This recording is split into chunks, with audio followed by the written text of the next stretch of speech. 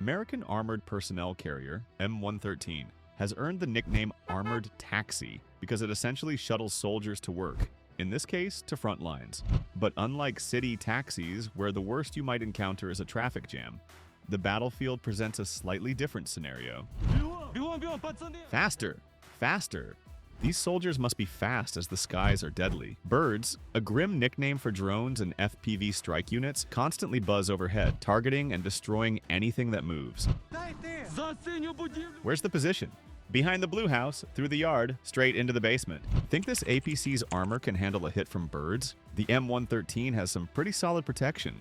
38mm up front, 44mm on the sides, and 32mm in the rear. There's also 28mm of armor on top and underneath. Seems pretty solid, right? Well, guess not. Experience quickly shows the difference between the M113 you read about and the one that actually fights on the battlefield, and how it compares to other armored vehicles in this war. Armor is critical to survival on the front. That's why the M113 is used for everything: evacuating the wounded, delivering supplies or construction materials for trenches, and even hauling water. This old beast is a true minimalist. The design is so basic you'd think the designer skipped work that day? Or maybe they were channeling Minecraft? Smash that like button if you've ever lost hours in that sandbox game. But simplicity has its perks. Thanks to its boxy design, the M113 can carry 11 passengers, plus a driver and gunner. Inside, it's roomy and no frills, but surprisingly ergonomic. Maybe that's why this armored workhorse is still very much in the deadly business, and not just as a taxi. The M113 can be used for assaults too, but before that you need to neutralize enemy artillery and FPV drone operators. Yes, we've already seen just how dangerous drones can be.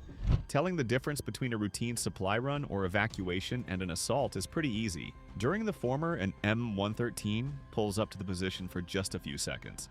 Barely enough time for drones to relay its coordinates to enemy artillery, then speeds away, disregarding roads entirely to outmaneuver kamikaze drones. But during an assault, it's a whole different ballgame.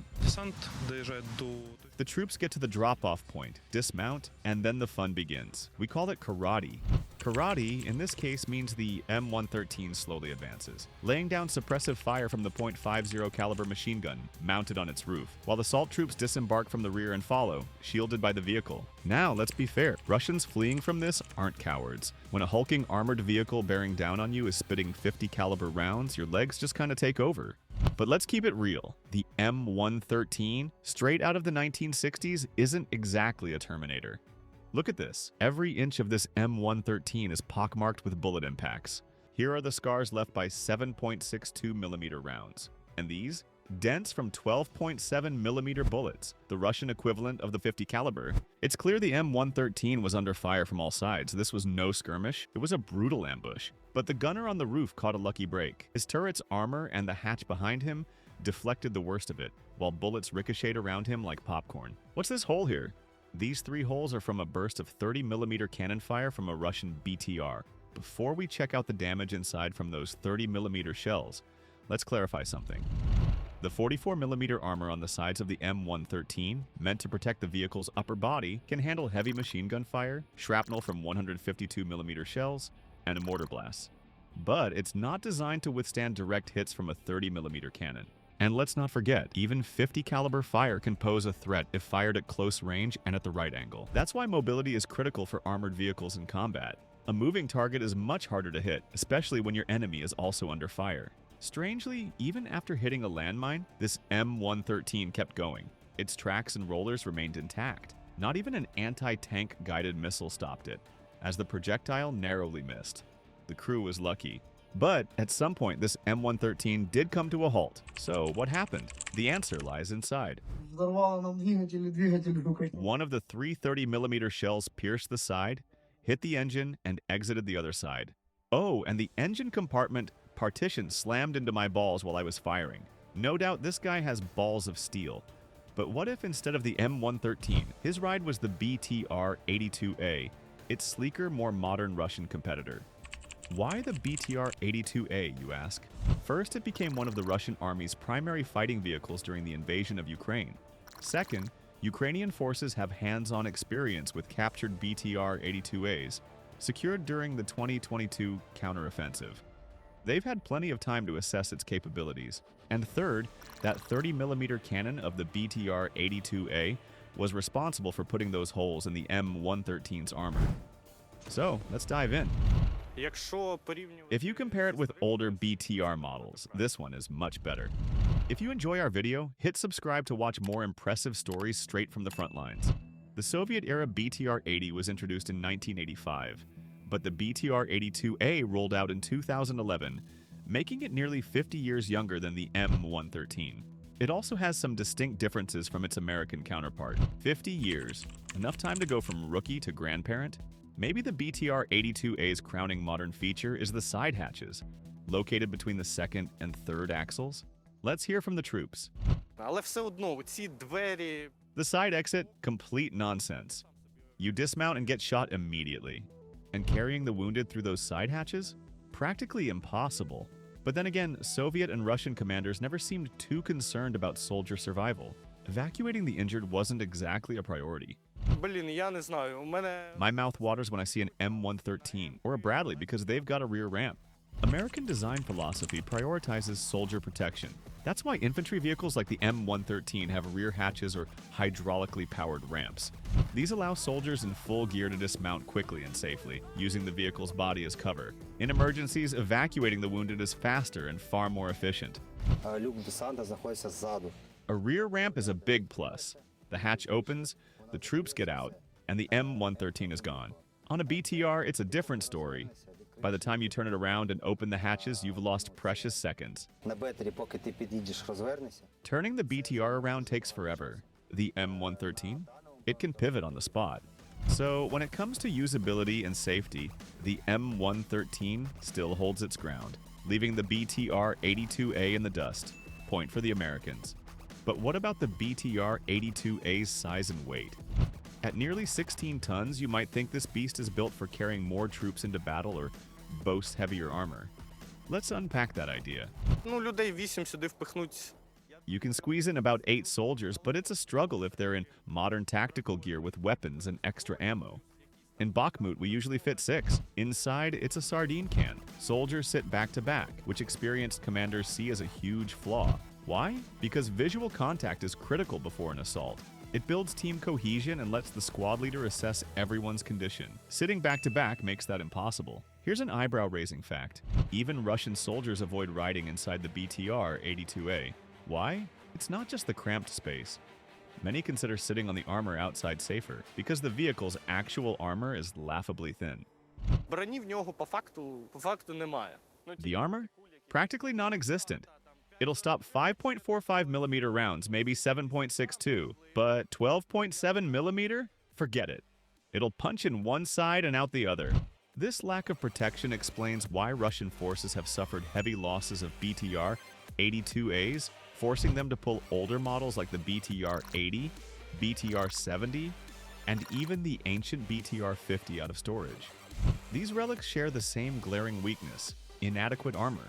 Even on paper, the BTR-82A's protection is underwhelming. Its sides and bottom boast just 7 to 10mm of armor, 2 to 4 times thinner than the M113. And the roof? Barely protected at all with a measly 2.5mm of steel, about the thickness of a Honda Civic's bodywork. That's 10 times less than the M113. No wonder it's a dream target for kamikaze drones. If something hits it, everyone inside is toast. And if it catches fire, your chances of escaping are slim to none. But sitting on the armor does give you a chance to bail and survive. Fine, you can ride on top to the positions, but what about during assaults? We don't use it for assaults, and I hope we never have to. Another strike against it. So why are Ukrainians holding on to this trophy tech that's essentially scrap metal? That 30mm cannon is an absolute gem. Plus, there's a 7.62mm coaxial machine gun. The 30mm 2A72 automatic cannon is so effective that Russia mounts it on not just the BTR-82A, but also modern BMP-3 infantry fighting vehicles. It has dual fire control, mechanical and electric. One joystick operates the cannon, the other the machine gun. It can even fire indirectly on azimuth targets from a concealed position. Ammo capacity, 2 magazines with 125 rounds each. Fire off one magazine, switch to the other, and keep going. Sounds like a powerhouse. But there's a catch. Ukrainians face a shortage of 30mm ammunition because, well, it's Russian-made. You can use it against vehicles, even tanks, and of course, infantry. The cannon comes with both day and night sights. Some BTR-82As even have thermal imaging. Officially, it has an effective range of up to 4,000 meters against infantry and 2,000 meters against lightly armored vehicles. However, footage proves that this cannon can take apart a tank at close range with repeated hits. Our guys are absolute pros with it. American armored personnel carrier crews can only dream of a weapon like this. As we've seen, the M113 critically lacks firepower. Do you think the Pentagon is aware of this? Of course they are. That's precisely why the M2 Bradley came into existence. A U.S. infantry fighting vehicle featuring a 25mm cannon as its main weapon. Want to see how this American beast is performing in Ukraine? Check out our previous videos. Yet the M113 is such a versatile platform that some countries have taken matters into their own hands to fix its lack of firepower, bypassing U.S. manufacturers altogether. These custom upgrades are also in action in Ukraine.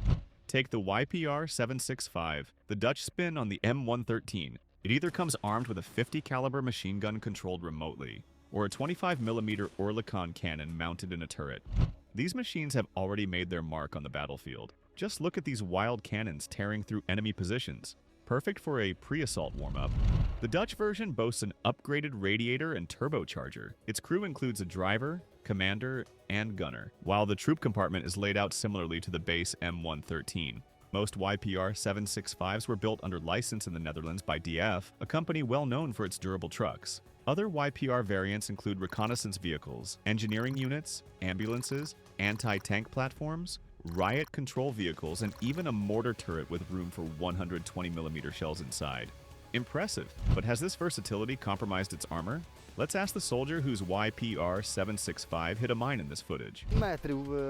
We were 500 to 600 meters from our position when we hit an anti-tank mine. The armor held, the vehicle shook, and we were stunned. But the mission was completed and thank God everyone survived. Now that's a platform with staying power. Remember, over 80,000 MM113s have been produced since the 1960s, and they're still available on countless surplus vehicle lots. It's a huge resource that Ukraine is putting to good use. Recently, reports emerged that Ukraine is actively acquiring combat modules with a variety of gun configurations, complete with modern fire control systems, advanced sights, thermal imaging, and other high-tech features. Some of these systems are being mounted on M113. Soon, you'll see these upgraded machines in our new videos. But what do you think is the best armament for the M113? M242, Bushmaster plus Modus? Bushmaster plus Bushmaster? Bushmaster plus modern ATGM. Drop your pick in the comments.